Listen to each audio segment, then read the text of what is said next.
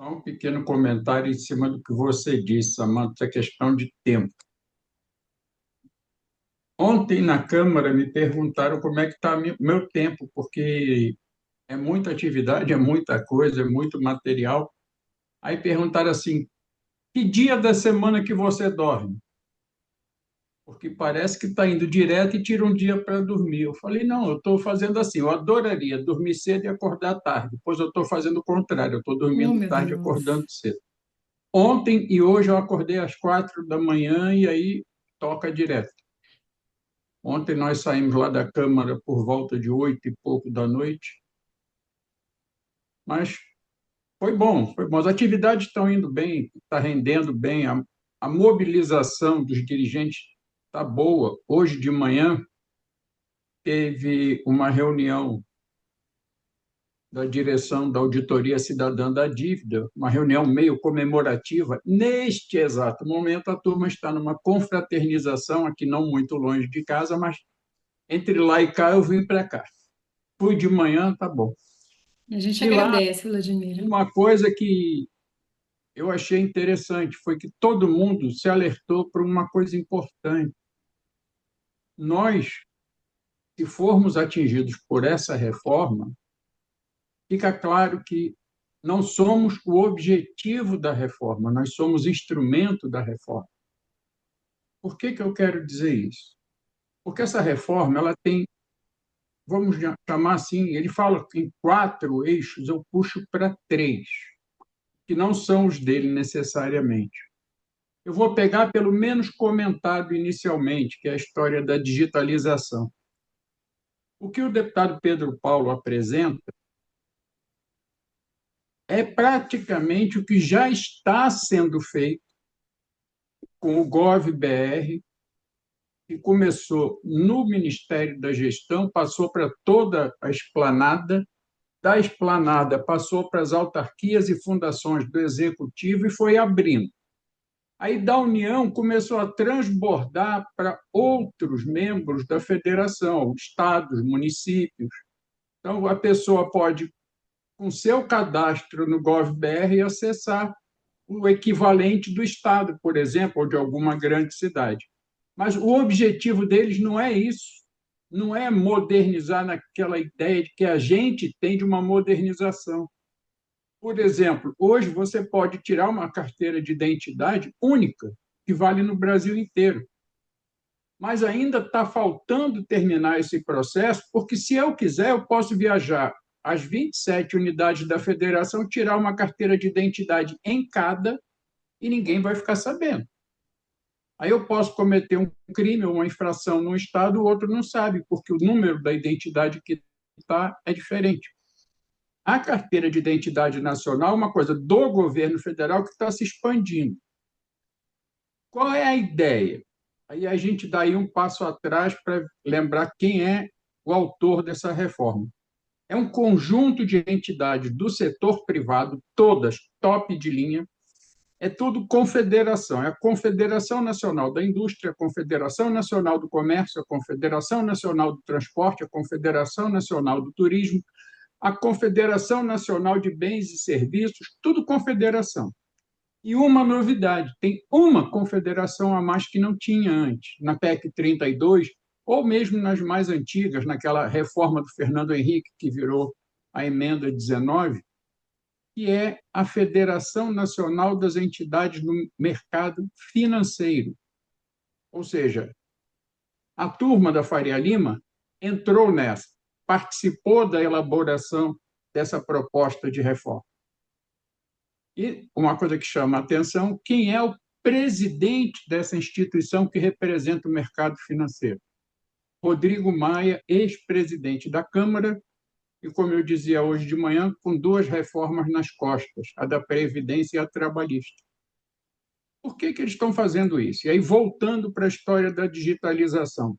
Se o que eles querem der certo, eles vão ter acesso a todas as informações que queiram dos municípios, dos estados e dos três poderes da União. Nos estados, os três poderes. No município, os dois poderes, porque não tem judiciário. Mas eles vão pegar de toda. Por isso eles falam, a reforma é 3 por 3. três esferas, nos três poderes. Eles vão ter, com esse sistema pronto e concluído, todas as informações sobre servidor público, sobre outros ocupantes de cargos ou contratações diferenciadas da força de trabalho. Eles vão ter todos os dados sobre saúde, educação, previdência social, assistência social, meio ambiente, pesquisa científica, tudo. Todas as informações na mão de um grupo pequeno. E esse grupo, aí voltamos ao texto da PEC, é o responsável por fazer e gerenciar todo um sistema a partir de emenda na Constituição, que é essa PEC, da implantação do projeto de lei complementar que regulamenta essa PEC e do PL, que é o projeto de lei ordinária, que também serve para regulamentar essa PEC. Se a gente lê, é tudo lei nacional e aplica-se para todo mundo. Então, por exemplo, vai ter gestão fiscal? Vai. De todos os 5.600 e tantos municípios, mais as 27 unidades da federação, mais o legislativo judiciário subordinado ao executivo. Tira a autonomia de todo mundo, ou em algumas áreas reduz bastante. Ficam todas as unidades, municípios, estados, Distrito Federal e na União, o Legislativo, o Judiciário, Ministério Público, Defensoria Pública, todo mundo subordinado a quem tem o controle desse equipamento de TI, e ali eles vão dizer, ó, você não está fazendo isso direito, você não está fazendo aquilo direito. E uma das coisas que já está escancarada no texto, por exemplo, quanto maior a dependência do município em relação a verbas federais, menor a autonomia, a ponto deles dizerem o seguinte: se o município tiver uma arrecadação baixa, que leve este município a depender de mais de 50% da sua arrecadação composta por verbas federais, ele é obrigado a reduzir o número de secretarias, no máximo 9. Aí você fala assim, mas isso não é difícil de ver. Não é difícil de ver em São Paulo, Rio, Belo Horizonte, Salvador, Recife, Porto Alegre, mas em município pequenininho no interior de Rondônia, do Amapá, ou mesmo no interior de estados maiores, como Minas, que tem muito municípios, centenas de municípios, eles vão controlar tudo e vão para cima dos prefeitos. Você tem que reduzir o número de secretarias e, com isso, eles reduzem o espaço onde o gestor, seja ele municipal ou estadual, e no caso da União, seja, por exemplo, o CNJ, seja, por exemplo, o Tribunal de Contas da União, e aí de Tribunal de Contas eu vou falar um pouquinho daqui a pouco mais. Eles vão dizer o seguinte: corta verba aqui, reduz dinheiro de saúde ali, diminui a despesa com educação ali, políticas sociais, Bolsa Família, BPC, atendimento a famílias carentes, políticas de reincorporação de ex-presidiários e tal, tudo isso reduz dinheiro de tudo que for social. Assim como pode também controlar investimentos em pesquisa científica, proteção ambiental, segurança de fronteiras, pode controlar tudo. Então, é uma centralização no modelo neoliberal tradicional, que há mais de 30 anos já não é mais usado, nem nos Estados Unidos, onde começou a ser discutido lá na Universidade de Chicago na década de 70 e 80. Então, é para isso que eles estão querendo um sistema integrado no detalhe, e eles estão dizendo a norma sempre é federal, sempre. E aí, qual é a segunda parte? A segunda parte é, com esse sistema na mão e com a legislação que eles estão propondo via essa PEC, esse projeto de lei complementar, começar a abrir mais espaço na administração pública para a iniciativa privada, seja por meio direto, através de parcerias público-privadas, seja por meio indireto, através de ampliação da terceirização. E aí a ampliação da terceirização é o seguinte: hoje nós temos aquelas básicas terceirizações que a gente conhece, que é serviço de copa, é recepção, é segurança patrimonial, é manutenção predial, limpeza. Essas são as tradicionais. É abrir um pouco mais o espaço para que os terceirizados possam entrar. De que jeito?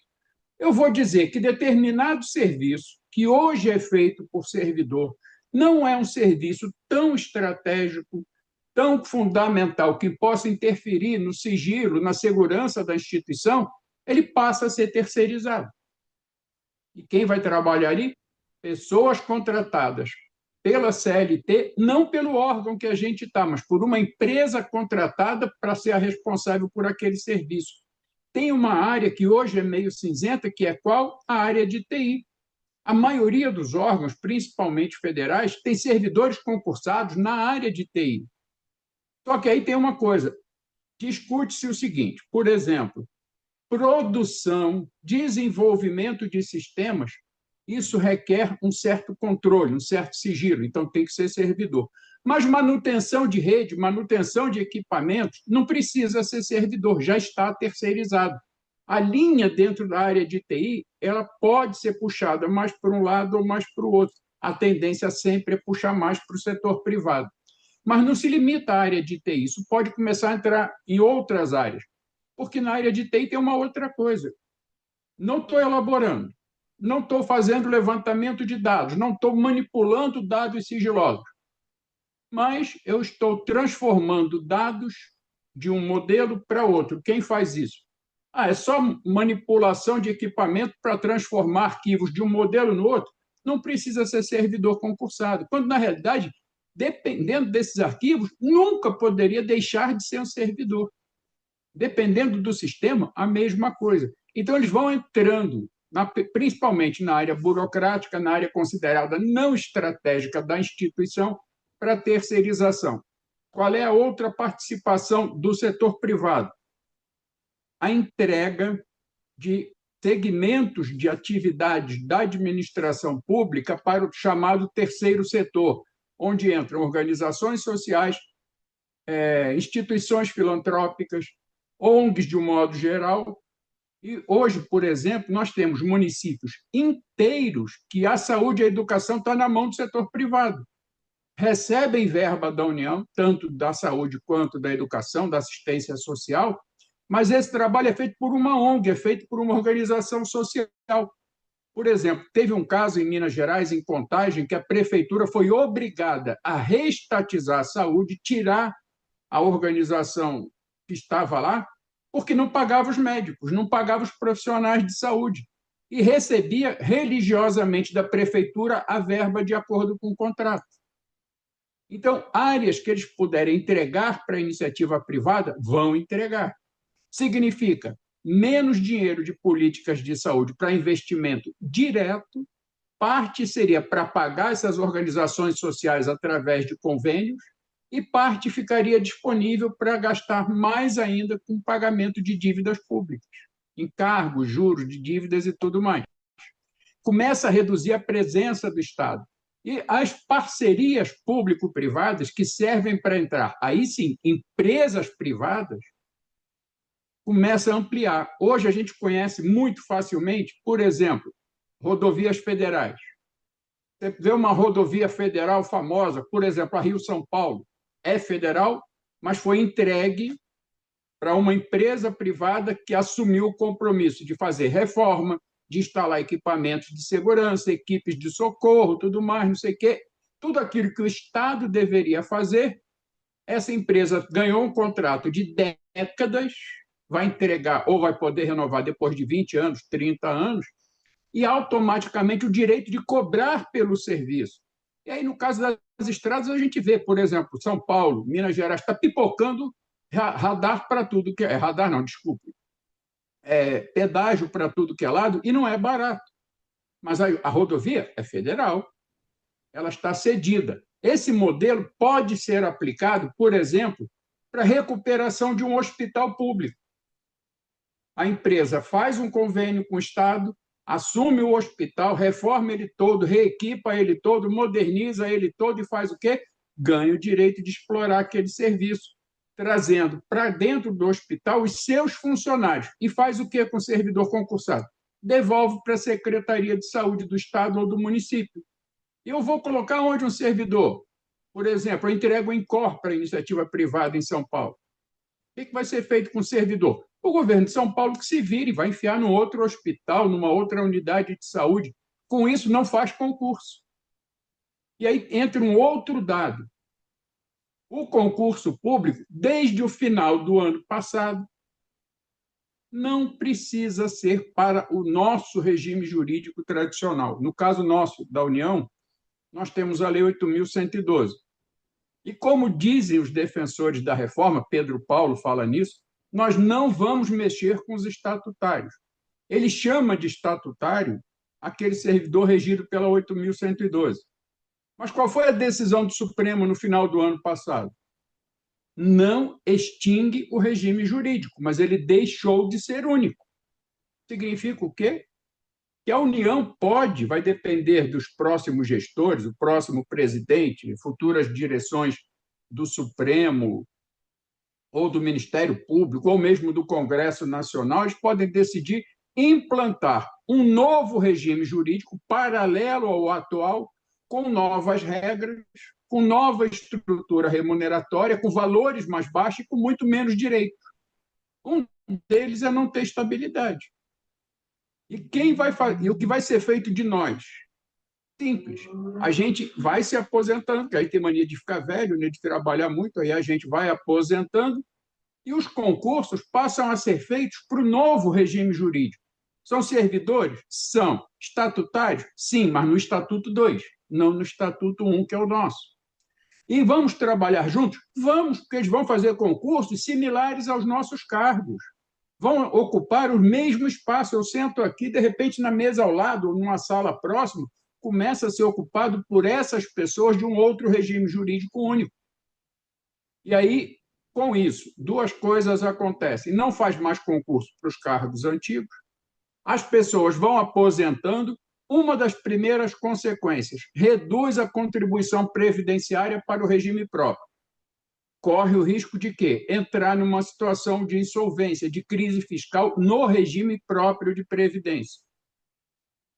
Quem lembra, a última reforma da Previdência, a emenda 103, ela traz uma coisinha que nos chamou a atenção, ninguém brigou muito por isso, diz o seguinte: quando o regime próprio entrar em crise fiscal, em pré-insolvência, o gestor está autorizado a aprovar a extinção desse regime e remetendo 100% dos servidores, ativos, aposentados e pensionistas, em geral, vai tudo para o INSS. E lá, a pessoa que está aposentada vai receber um valor fixo de aposentadoria que nada tem a ver com aquele cargo original dela em atividade, porque no INSS não tem gratificação, não tem bonificação, não tem adicional disso, adicional daquilo. Por exemplo, a FenaJuve está discutindo agora, na reunião de ontem, na proposta que foi entregue, o que tem ali no acordo? Atualizar valores, por exemplo, de adicional de qualificação. Quem for para o regime geral, não tem isso. Então, a ideia é, nós somos a consequência porque nós vamos começar a desocupar o espaço para que eles tragam o modelo de Estado que eles querem. Para ter espaço para fazer o que eles querem, nós temos que sair porque nós estamos ocupando esse espaço. E aí nós vamos ter o quê? Por exemplo, podemos ter a iniciativa privada assumindo parques, reservas florestais, reservas de proteção ambiental? Podemos. E aí, de repente, a empresa que assumir vai explorar trilha, vai começar com isso, com aquilo, pode degradar tudo. Isso significa o quê? Que pode não ter concurso para o IBAMA? Pode. Pode não ter concurso para a FUNAI? Pode. E como é que fica o pessoal que é garimpeiro ilegal nas áreas indígenas? Como é que ficam os fazendeiros que desmatam à vontade, que destroem rios? Como é que ficam as áreas de periferia nas grandes cidades, onde precisa de acompanhamento de meio ambiente? O IBAMA já está com um quadro deficitário e muito alto déficit. Não vai fazer mais concurso? Não, não vai, não precisa. Por quê? Porque quem está no poder também tem um pezinho na área latifundiária, não tem interesse de investimento na fiscalização de meio ambiente, como aconteceu no governo anterior, que nem equipamento os servidores do IBAMA, da FUNAI, da Fundação Chico, do Instituto Chico Mendes e outros não tinham acesso mais. Então, a reforma não é administrativa, ela é uma reforma do aparelho de Estado. E para nós, servidores que continuarmos, aí vem aquelas condições. Por exemplo, nós teríamos uma estrutura remuneratória única, numa única tabela para todo mundo. Aí ele fala assim: seguiu o modelo de Portugal. O modelo de Portugal foi imposto no início dos anos 2000, quando Portugal, no processo de entrada na União Europeia, foi obrigado a ceder em muita coisa para poder receber financiamento para reconstruir o país, que estava quebrado. Eu tive lá, eles estavam mostrando um modelo de estrutura remuneratória. Eu olhava em volta e falava assim: gente, isso aqui eu conheço e é velho, não deu certo no Brasil. Porque nós já tivemos um modelo de encaixotar todo mundo numa mesma tabela durante a ditadura militar. Aí vamos imaginar uma escadinha onde os primeiros degraus dessa escada são servidores, como era na época da ditadura. Hoje não tem mais praticamente ninguém. Mas os primeiros degraus da escadinha para o servidor de nível auxiliar. Como está extinto, cada um que vai se aposentando e vai desocupando um padrão, aquele padrão desaparece, e aí a escadinha vai perdendo degraus. Os de nível intermediário pegam a parte do meio da tabela. E os de nível superior pegariam a parte de cima. Na época da ditadura, por exemplo, eu entrei ainda, na época da ditadura, no serviço público, eu costumo brincar, dizer que eu entrei foi muito novo, não é que eu esteja muito velho, não. Mas como é que funcionava? Eu fazia parte de uma carreira que tinha uma tabela única para todo mundo, nível auxiliar, intermediário e superior. O servidor de nível intermediário, ele entrava no padrão 17, na época não se chamava padrão, se chamava referência, mas entrava no equivalente hoje ao padrão 17, ia até o padrão 32. O nível superior entrava um pouco abaixo do 32, 28, e ia até um padrão 40, 40 e poucos, por aí. Então, era assim, o teto do nível auxiliar era um pouquinho acima do piso do nível superior. E o piso do nível auxiliar era um pouquinho abaixo do teto, ou o piso do nível intermediário era um pouquinho abaixo do teto do nível auxiliar. É esse modelo que eles estão querendo colocar. Qual é o problema inicial? Primeiro, não existe correção de distorções nesse modelo de tabela. Isso aí desaparece. Outra questão, você mantém as distorções, você não considera especificidade das atividades, você tem dificuldade de progressão, porque quando se usa esse modelo de tabela única, a tendência é que a carreira se transforme no modelo piramidal, que é o quê? Mais gente na base, menos gente no meio e menos gente ainda no topo. E aí você fez uma avaliação de desempenho, que passa a ser individual. Foi bem avaliado. Vai ser progredido? Não. Você ganha a chance de ser progredido quando tiver vaga. Então, dificulta a progressão. Pode não ter vaga nos cargos acima e tudo mais. Congelamento de salário. E aí, congelamento de salário são duas coisas. Uma, na progressão, quem é o topo da tabela? No modelo que o Pedro Paulo apresentou, o topo da tabela é o chefe do poder. No caso de vocês, um ministro de Tribunal Superior, um ministro do Supremo. Ele teve aumento? Não. De remuneração? Não. Então ninguém tem. No caso da prefeitura, quem é o topo da tabela? É o prefeito. O prefeito teve aumento? Não. Então nenhum funcionário da prefeitura tem também, porque é uma tabela única. O que nós estamos vendo na negociação hoje da FenaJuF com o CNJ? A tabela anda. Quem? Técnicos, analistas, auxiliares, independente de eu mexer ou não com a remuneração de magistrado, mas essa tabela anda e eu posso, hoje a legislação permite, propor uma tabela que dá um percentual para o técnico diferente do percentual para o analista. Para quê? Para corrigir uma distorção. Se implantar essa tabela única, essa possibilidade desaparece, porque ficam presos naquela situação. Se subir um, sobem todos. Se não subir um, também não sobe mais ninguém. Essa é uma das situações de congelamento. Qual é a outra? Hoje, um servidor tem o vencimento básico e tem algum tipo de adicional. Pode ter o AQ, no caso de vocês, como tem no Ministério Público também. No caso do Executivo, avaliações que levam em consideração desenvolvimento institucional e outras gratificações por exercício de atividade X ou Y. Tudo isso desaparece. Mas na hora que desaparecer, qual é a situação? Eu, na minha tabela, estou de vencimento básico igualzinho a um colega. Mas ele tem adicional de qualificação diferente de mim, porque um fez só graduação, o outro fez graduação mais mestrado. Um terceiro fez graduação, mestrado e doutorado. O VB é igual, mas o adicional de qualificação é diferenciado. Vai escolher um valor, define e fecha naquele valor. Aí, de repente, aquele que tem menos qualificação pode até subir um pouquinho o seu salário. Mas aí os outros dois, que têm mais qualificação, vão ficar com salário igual àquele que teve um pouquinho de melhoria, mas está lá embaixo. E a diferença das suas qualificações, seja uma, duas, três, não importa, vira vantagem pessoal. Isso significa o quê? Congela. E a vantagem pessoal depende da forma como for feita a carreira. Ela pode significar valor fixo. Por exemplo, eu sou servidor do Executivo. Eu tinha anuênio até 1994. Quando chegou em 1994, o meu anuênio foi congelado.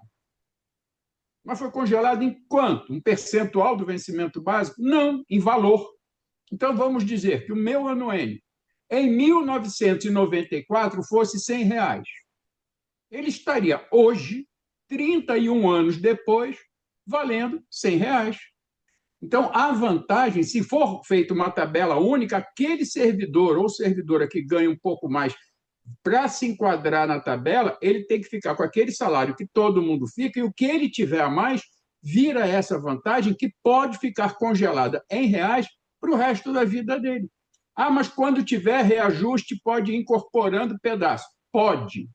Se for um modelo, pode. Se for o outro, nem isso.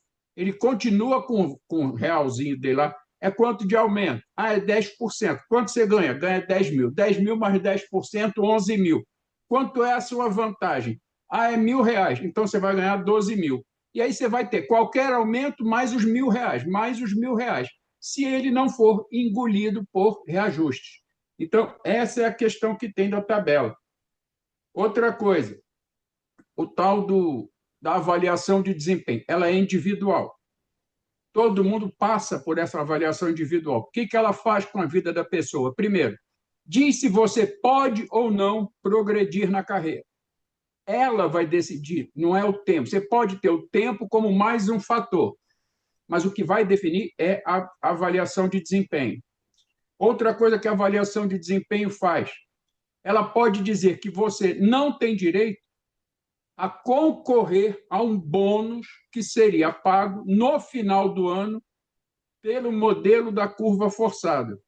Para quem não conhece a curva forçada, é o seguinte: nunca todo mundo ganha e quem ganha nunca é em valor igual um ao outro. Eu posso ter 100% do meu salário de bônus, um colega que trabalhou comigo o ano inteiro pode ter 80%, a maioria teria 30% ou 40%, e a parte maior ainda não terá nada, porque a curva forçada diz: nunca pague para todo mundo e para quem pagar, nunca pague valor igual. Primeira consequência, competição entre colegas da mesma equipe.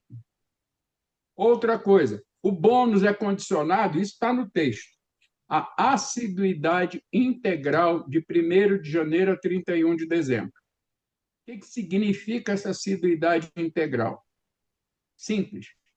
Tirando os fins de semana, feriados, você não pode faltar. Ah, mas espera aí. Eu fui chamado pelo TRE para ser mesário, então eu tenho direito, por lei, à folga. Vou ser punido por isso? Não, você não será punido. Quanto é a folga? Um dia? Dois? Você vai ter essa folga e não será descontado da sua remuneração. Mas aí, como o bônus passa por uma avaliação individual produtivista. Qual é a leitura desse pessoal? Se é produtividade, quem não está, não produz. Não, mas eu estava usufruindo de uma folga que eu tenho direito. Então, mas você estava no seu local trabalhando? Não, os outros estavam, certo? Certo. Você não estava produzindo, você não tem direito ao bônus. E aí, onde eles já aplicaram, porque isso já existe, isso já é feito, no interior de São Paulo, tem alguns municípios assim, no Piauí tem, e eles batem no peito dizendo que está fazendo sucesso, que isso é muito bom, diminuiu o absenteísmo, diminuiu as faltas, e eu vi, inclusive, o Pedro Paulo dizer o seguinte: diminuiu até o número de atestados médicos. A gente vai dar uma pesquisada, por que diminuiu o número de atestados médicos? Servidor ficou menos doente? Não. Servidor vai ao médico, o médico fala assim: toma um atestado e fique uma semana em repouso para se recuperar. O servidor pega aquele atestado, não diz nada no órgão em que ele trabalha e vai trabalhar doente, porque cada ausência não é falta, cada ausência justificada ou não é descontado do seu período de assiduidade anual. Então, quem foi todos os dias trabalhar tem mais chance de ganhar o bônus do que quem deixou de ir alguma vez. E aí uma pergunta que surge. Eles dizem que tem proteção à mulher, eu não vi proteção à mulher nisso. Uma mulher que esteja em licença maternidade, ela está fora da produtividade, ela não tem direito ao bônus. Ela não vai ter punição, ela não vai ser descontada, ela não vai ser penalizada, mas o bônus, que poderia ser, no final do ano, equivalente a uma remuneração cheia, para essa mulher é nada. E qual foi o crime? Qual foi a falta que ela cometeu? Teve um filho? Então, é uma das coisas que a gente fica muito preocupado. Outra coisa, o estágio probatório, ele começa... O estágio não, a gratificação, o tal do bônus, com avaliação obrigatória, individual, ela começa no estágio probatório, que é de 3 anos, e a pessoa é permanentemente avaliada, podendo, dependendo da avaliação, nem terminar o estágio probatório e ser dispensado, está no olho da rua. Vai ter chance de fazer uma reciclagem? Vai. Vai ter chance de fazer um treinamento? Vai. Mas vai ser muito mais difícil para essa pessoa concluir o estágio, e se concluir, não tem garantia de que vai ser efetivado no cargo. Outra coisa, a parte de concurso público. Qual é o modelo que eles querem? A gente vê muito nas entrevistas o deputado Pedro Paulo elogiando o CNU do governo federal. Qual é a ideia? O governo federal, que eles fazem todo o texto e a gente consegue ver com muita facilidade, eles preparam com esse texto como eles governariam o país. Então, o CNU, gerido e administrado pelo governo federal, sob regras do governo federal, se expande para estados e municípios. No caso da União, se expande para judiciário, legislativo, Tribunal de Contas, Ministério Público, todo mundo que não está hoje no concurso nacional unificado. E as regras são determinadas pelo gestor do concurso.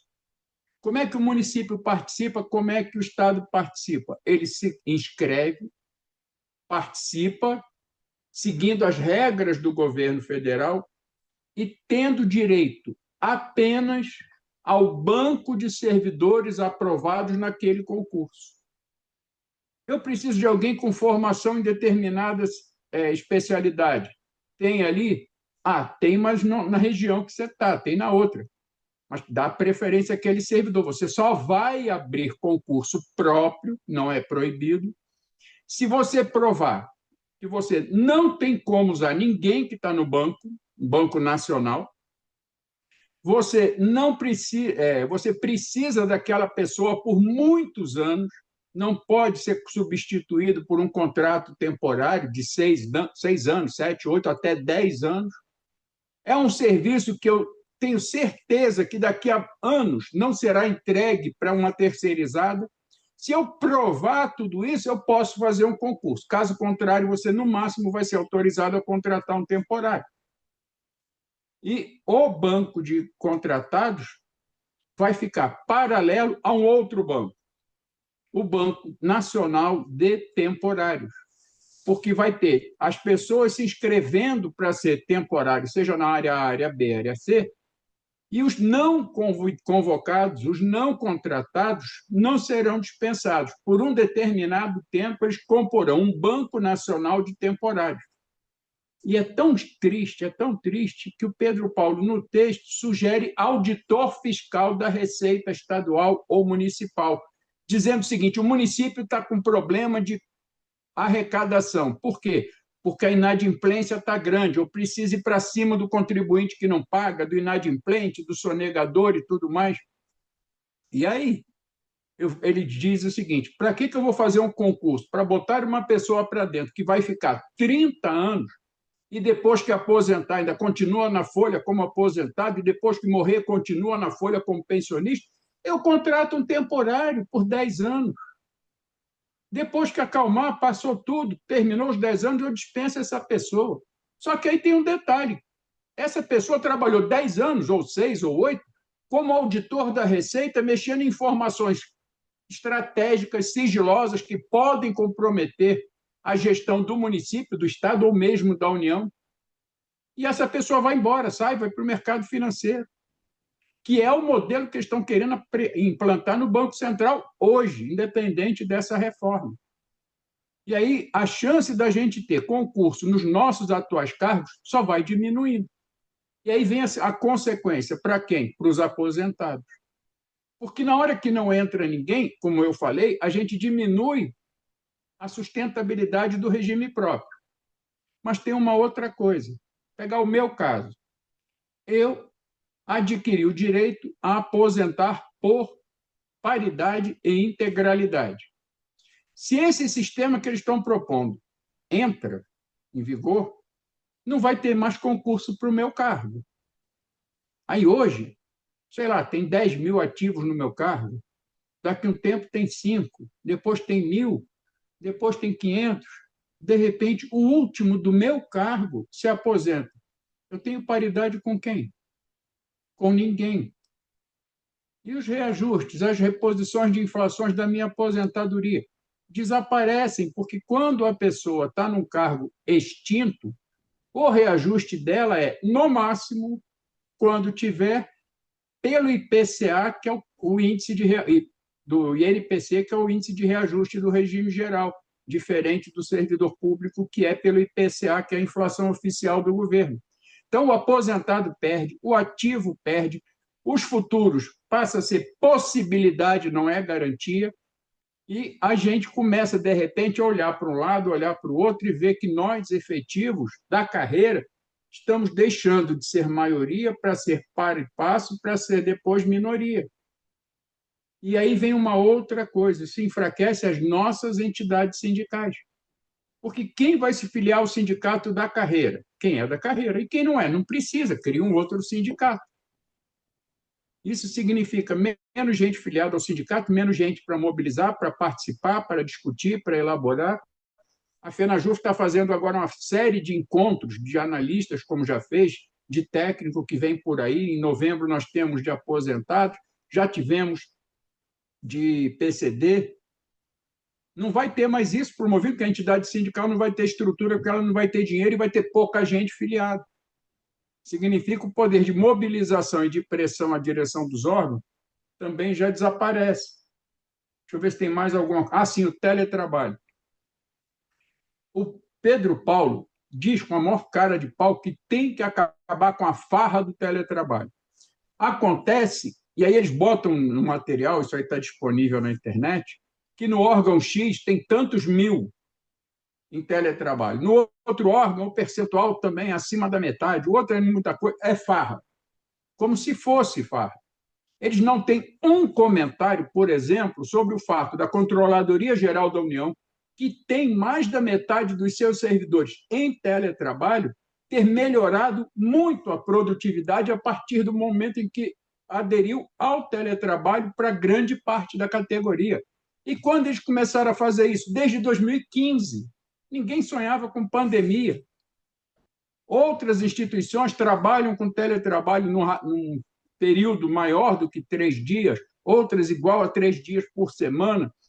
Umas são mais da metade do servidor, outra é um pouco menos da metade, outros depende da área de atuação do servidor. Por exemplo, na Receita Federal, muita gente que trabalha na área de análise de processos, que não vai a campo, muita gente trabalha de forma remota, está em teletrabalho. É claro que aquele auditor fiscal que trabalha no porto, no aeroporto, na fronteira, não tem teletrabalho para ele, porque ele está na fiscalização, está lá na beira da estrada, está no container no porto, ou está no aeroporto e tudo mais. Ele diz o seguinte: é no máximo um dia por semana. Qual o critério científico? E aí, qual é o objetivo? É colocar as pessoas no mesmo lugar onde eles possam ter um controle maior do servidor. E, obviamente, cai a produtividade, como a gente já ouviu falar a partir de algumas pesquisas. Por fim, a história da extinção de privilégios que eles dizem. Eles dizem que vão acabar com o super salário. Eu falei no dia que teve a chamada comissão geral lá no plenário da Câmara, eu falei: vocês querem acabar com o super salário? Pois muito bem, eu queria lembrar vocês que tem um projeto de lei que trata disso parado há 9 anos no Senado Federal. Não precisa de uma PEC, não precisa de uma reforma administrativa se vocês quiserem mudar as regras do que pode ser recebido pelo servidor acima do teto. Não depende de reforma. Férias para mais de 30 dias. Aí o Pedro Paulo diz assim: nós vamos botar todo mundo com férias de 30 dias, menos duas exceções. Uma, professores e professoras da rede pública, principalmente, podem ter dois intervalos de férias. Lembrando que um é férias, o outro não é, o outro é recesso. Quem mais? Servidores que são profissionais que trabalham em áreas de exposição à radiação. O exemplo que a gente mais conhece é o operador de raio-x. Eu falei com pessoas ligadas ao GT. Isso já existe. Isso já está na lei. Profissional que mexe com radiação já tem direito a duas coisas que vocês não dizem que vão criar de privilégio para eles. Uma é férias maiores de 60 dias, mas nunca 60 dias corridos. As férias do profissional que se expõe à radiação, ela é dividida para a pessoa ficar mais tempo longe da radiação. E a jornada de trabalho diária e semanal desses profissionais, pela lei atual, é diferenciada. Então, você não tem que fazer reforma administrativa para isso. Mas eles não falam em magistrado, eles falam que vão acabar com as férias de 60 dias. Então, o que a gente já viu, férias de 60 dias e super salários, são 2 pontos para jogar para a mídia. Quem viu o Pedro Paulo dando entrevista no programa da Miriam Leitão, ele fala como se ele fosse acabar com uma farra de pessoas que tira férias por mais de 30 dias por ano, uma outra farra gigantesca, que são centenas, milhares de servidores que ganham acima do teto. Então, os privilégios que ele coloca, por exemplo, trocar folga em férias por dinheiro. Não pode ter mais de 1/3 de férias como adiantamento. E aí ele fala uma série de coisas que eles mesmos sabem que não vão fazer. Então, para dar uma ideia geral e fechando, eu já falei muito, 41 minutos, o objetivo é a redução do tamanho do Estado. Uma coisa fecha, outra coisa é entrega à iniciativa privada. O fecha é para desaparecer. E o entrega à iniciativa privada é para compensar o setor privado que vai participar do desmonte, através da sua bancada no Congresso, através do seu esforço para destruir o serviço público, porque o objetivo é reduzir o Estado. Eles não falam em reduzir a arrecadação, mas falam em reduzir gastos públicos. E essa reforma também é uma reforma fiscal. E eles colocam, inclusive, que municípios, estados, o Distrito Federal estarão permanentemente tendo suas contas avaliadas. E, dependendo da avaliação, podem ser forçados a cortar gastos com saúde, com educação, com estrutura e outras coisas mais. Vai sobrar dinheiro para quê? Para pagamento da dívida externa e para melhor controle da operação do Estado. E aí nós temos a redução do Estado, privatização ou extinção de serviços, para fazer isso, a redução da força de trabalho e a força de trabalho que ficar gradativamente subordinada à direção nesse modelo, sem poder de questionamento, sem estabilidade, porque os estatutários vão sendo extintos gradativamente, substituídos por um novo estatuto, sem uma série de direitos, mas principalmente a estabilidade. E aí alguém fala, mas ele disse que não vai acabar com a estabilidade. Oficialmente não, mas se você for mal avaliado várias vezes, você está na rua. Mas não é com esse que ele está falando. O próximo que entrar não terá estabilidade, mesmo que seja concursado, mesmo que seja do regime jurídico 2, vamos chamar assim. Além de ter o temporário, além de ter o terceirizado, além de ter o funcionário da ONG ali do seu lado, que aquele serviço que hoje é feito por um servidor concursado não é mais, não será feito mais, será feito por uma ONG. E aí é claro que vai sobrar muito dinheiro para o mercado financeiro, porque não foi por acaso que Rodrigo Maia, que é o presidente da Federação Nacional das Entidades do Mercado Financeiro, entrou nesse grupo que elaborou essa proposta. Então é isso. E eu tenho dito para algumas pessoas que falam assim: ah, mas isso não vai acontecer comigo. Eu falo: tá bom, você vai dizer o quê? Você vai se enfiar debaixo de uma árvore? Então, um pequeno aviso: eles vão derrubar a floresta, tá? Eles não vão procurar você na sua árvore, mas na hora que a floresta cair, a sua árvore vai junto.